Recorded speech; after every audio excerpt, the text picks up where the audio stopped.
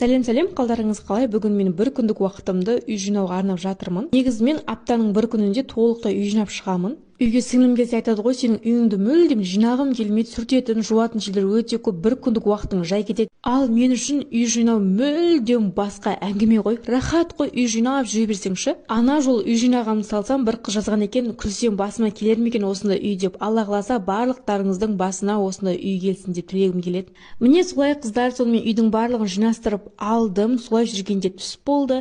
Сонымен кухняға келсем, қызым осындай әдемілеп тұр, ыдыстың барлығын жуып қойыпты. Қызым айтты, мама түске мүлдем бөлек тамақ жасайықшы деп. Жарайды деп, қызымыз екеуміз осындай күшті етіп жұмыртқа барлығын қуырып, керемет тамақ жасап алдық өзімізге. Тамағымызды әдемілеп тұрып видеоға түсіріп, пісіріп алдық.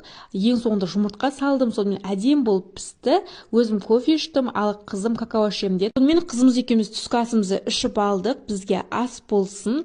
Тамақты жеп, қарнымызды тыңқитып, осылай киімдердің барлығын үтіктеп шықтым. Барлығын орындарына қойып, енді демалсақ болады.